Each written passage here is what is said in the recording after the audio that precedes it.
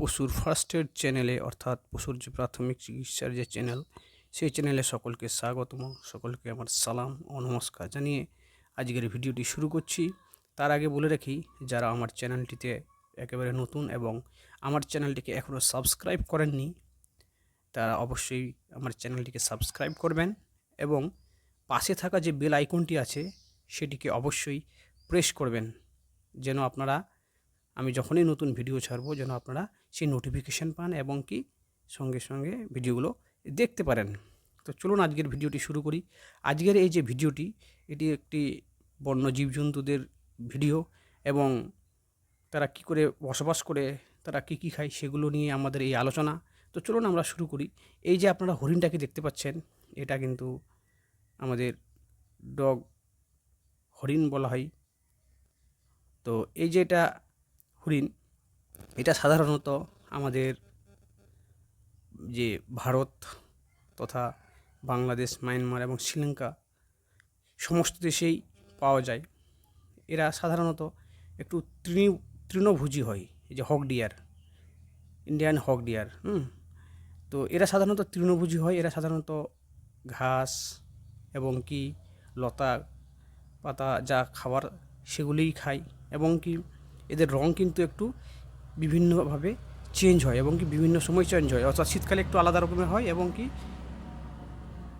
বর্ষা বা শীত গ্রীষ্মকালে আলাদা হয়। এবার আমরা যেটা নিয়ে বলবো, এটা হচ্ছে মাউস ডিয়ার।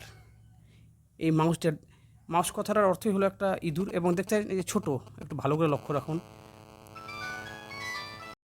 এই যে মাউস ডিয়ার অর্থাৎ যে ইঁদুর টাইপের বা ছোটো টাইপের যে হরিণ, এরা নাম থেকেই বোঝা যাচ্ছে যে এরা আকৃতিতে কিছুটা ছোটো হয় এবং কি এরা কিন্তু দৌড়ানোর গতিটা একটু আলাদা টাইপের। এরা মানে খুব ঘন ঘন পা ফেলে এবং কি এরা এগিয়ে যায়। তো এরাও সাধারণত আমাদের যে ভারতের ছাড়াও আমাদের প্রতিবেশী যে রাষ্ট্রগুলো আছে, মায়ানমার থেকে শুরু করে জাভা, সুমাত্রা এবং কি আরও আমাদের যে দেশগুলো আছে শ্রীলঙ্কা, এই সমস্ত দেশে কিন্তু এদের পাওয়া যায়।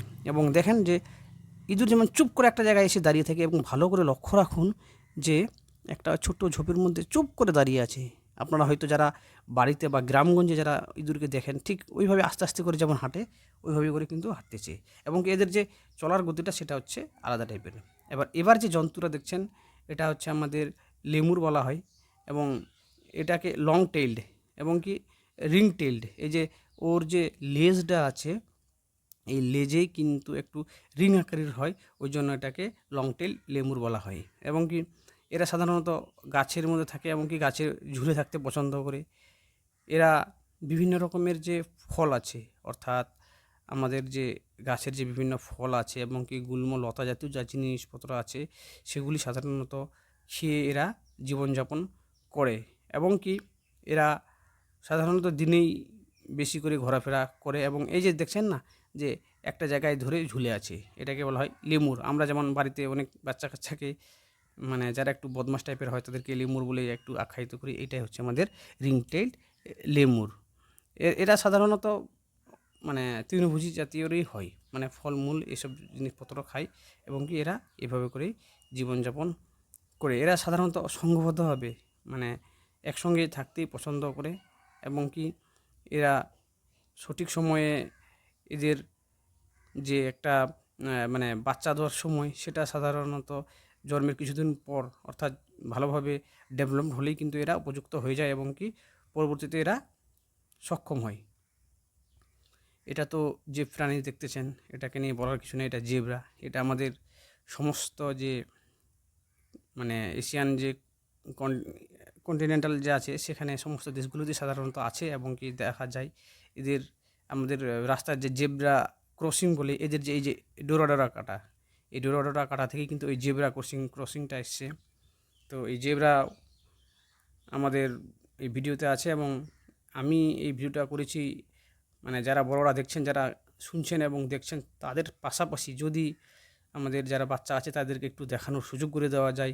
হয়তো তারা বইয়ে পড়ছে ছোটোবেলায়, ছোটো থেকে, কিন্তু দেখেনি, যদি তাদেরকে একটু দেখানোর সুযোগ করে দেওয়া হয় হয়তো ভালো হবে। তো আপনারা শুধু দেখবেন না, আপনারা যারা বড়রা আছেন তাদের পাশাপাশি মানে বাড়ির যে বাচ্চারা আছে তাদেরকে অবশ্যই এই ভিডিওটা একটু দেখাবেন, যে বিভিন্ন রকমের যে আমি এই যে প্রাণীগুলো দেখাচ্ছি, বন্য জীবজন্তুগুলো একটু দেখানোর চেষ্টা করছি, এগুলো দেখবেন এবং কি বর্ণনা করবেন। এরপরে আমাদের এই যে একটা জীব আসতেছে, এটা আমাদের মানে আপনারা হয়তো ক্যামেরার মাধ্যমে ভালোভাবে দেখতে পাচ্ছেন না, এটা হচ্ছে আমাদের টার্টেল, অর্থাৎ এই যে কচ্ছপ ওই যে আছে এটা, মানে প্রায় 200 বছরের কাছাকাছি বয়স, এবং ওই যে ঢিবির মতো দেখা যাচ্ছে ছোট জিনিসটা, এটা হচ্ছে টার্টেল। এরা তো জানেনই যে এরা জলজ প্রাণী, এবং জলজ উভচর দু জায়গায় থেকে ডিম পাড়ার সময় এরা কিন্তু ডাঙায় সাধারণত চলে আসে এবং কি ডিম দিয়ে আবার চলে যায়। এবং আপনারা বিভিন্ন রকমের নদীতেও দেখতে পাবেন।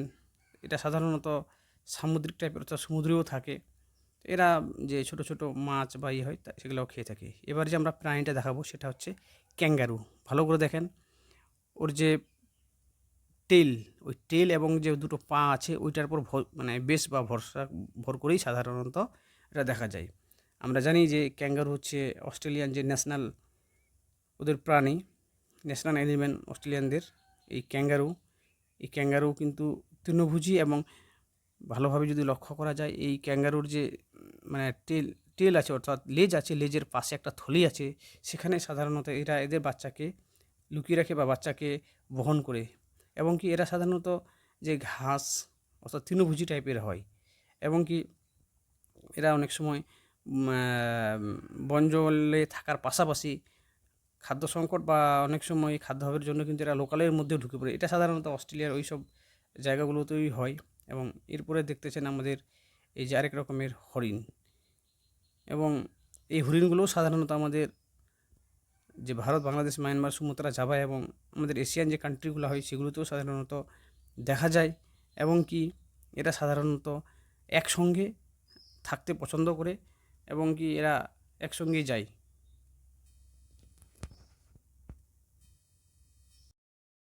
এই যে হরিণগুলো আপনারা দেখতে পাচ্ছেন, এই হরিণগুলো সাধারণত হরিণ সাধারণত তৃণভোজী হয়, এবং কি এরা দলবদ্ধভাবে বসবাস করে। যখন যায় এরা কিন্তু একসঙ্গেই মানে একটা জায়গা থেকে আরেকটা জায়গায় যায়। কেমন যখন এরা এক জায়গায় থেকে ওই জায়গায় যখন ঘাস প্রায় শেষ হয়ে যায়, তখন এরা কিন্তু ওই জায়গা পরিত্যাগ করে অন্য জায়গায়, অর্থাৎ যাযাবরের মতো এক জায়গা থেকে অন্য জায়গায় যায়। এবং কি এরা সাধারণত তৃণভোজী হয়, এবং এরা এখন বিপন্নপ্রায় কেন? এরা সাধারণত যে আমাদের চোরা শিকারী ছিল তাদের দ্বারা এরা মানে শিকার হতে হতে, এবং কি এরা বিপন্নপ্রায়, অর্থাৎ প্রায় লুপ্তপ্রায়ের দিকে হয়ে গেছে। এই জন্য এখন সরকার বিভিন্ন রকমের আইন করে এই হরিণ শিকার সাধারণত বন্ধ করেছে, এবং এদেরকে বাঁচানোর জন্য, বসবাসযোগ্য করে তোলার জন্য বিভিন্ন রকমের এরা মানে বাসস্থান করে তুলেছে। এরা সাধারণত 6 মাস বয়স যখন হয় তখনই কিন্তু এরা কিন্তু মানে গর্ভধারণ করার ক্ষমতা গড়ে ওঠে, এবং কি এরা সাধারণত 12 থেকে 17 বছর অবধি কিন্তু এদের জীবনযাপন হয়, এরা অর্থাৎ জীবনযাপন করে। তো আমি আবার বলছি যে যারা আপনারা ভিডিওটা দেখছেন তারা অবশ্যই শুধু দেখবেন না, আপনাদের যদি কোনো বাচ্চা কাচ্চা বা আপনাদের পাশের বাচ্চা বা যারা মানে এরকম প্রাণী দেখতে ভালোবাসে তাদেরকেও অবশ্য দেখাবেন, এবং তাদের সঙ্গে পরিচিত করাবেন, এবং এই কথাগুলো একটু বলবেন। সামান্য নলেজ যদি একটু হয়ে থাকে, তাহলে কিন্তু এরা মানে আপনাদের একটু হবে। তার সঙ্গে সঙ্গে এই যে হরিণটা এটা হচ্ছে মণিপুরি নাচনে হরিণ। এটা সাধারণত মণিপুরের ওই দিকেই পাওয়া যায়, এবং এরা যখন একটু হাঁটাচলা করে তখন কিন্তু এদের একটু শরীরের অঙ্গভঙ্গি একটু নাচন প্রকৃতির দেখায়, ওই জন্য এদেরকে বলা হয় নাচনে হরিণ। তো আজকের যে এই ভিডিওটি আমাদের এফডি, তার সঙ্গে আমি বলে রাখি, আবার বলছি, আমরা এই ভিডিওগুলো দূর দূরান্ত থেকে নিয়ে আসি, এবং আমরা চেষ্টা করি নতুন নতুন ভিডিও দেওয়ার, এবং কি আমরা আমাদের এই যে এই চ্যানেলের উদ্দেশ্যই হচ্ছে যে আমাদের প্রাথমিক যে গবাদি পশু আছে সেগুলোর কী করে উন্নতি সাধন করা যায়, অর্থাৎ কী করে আর্থিক উন্নতি লাভ করা যায় সে সম্পর্কে আমাদের চ্যানেলে প্রচুর ভিডিও দেওয়া আছে। আপনারা ওই ভিডিওগুলি দেখবেন, এবং আমরা যেহেতু দূর দূরান্ত থেকে গিয়ে নিয়ে আসি, কষ্ট করে নিয়ে এসেছি, আপনারা শুধু খালি দেখবেন না, আপনারা যদি একটু লাইক করেন তাহলে আমরা ভাববো যে হয়তো আমাদের ভিডিওগুলি একটু সার্থক হচ্ছে, হয়তো আমরা সেখান থেকে একটু এনার্জি বা একটু উৎসাহ পাবো। তাহলে আমাদের আরও ভালো লাগবে এবং কি আমরা আরও ভিডিও নিয়ে আসবো। তো যাই হোক, আবার বলছি, যারা আমার চ্যানেলটা দেখছেন কিন্তু এখনও অবধি সাবস্ক্রাইব করেননি, প্লিজ সাবস্ক্রাইব করবেন। এবং আপনাদের আশেপাশে যারা আছে, অর্থাৎ যাদের গৃহপালিত পশু রাখেন, তারা এই চ্যানেলটিকে অবশ্যই সাবস্ক্রাইব করে রাখবেন। এবং কি আমাদের যে প্রাথমিক যে চিকিৎসার ব্যাপার আছে এবং কি কী করে প্রাণী সম্পদকে উন্নতি করা যায় বা বিকাশ ঘটানো যায়, সেগুলো নিয়ে আমরা আলোচনা করি এবং কি এখানে দেখানো হয়। তো যাই হোক, আজকের ভিডিওটি এই অবধি। আপনারা সকলেই ভালো থাকবেন এবং সকলেই সুস্থ থাকবেন। সকলকে অসংখ্য ধন্যবাদ।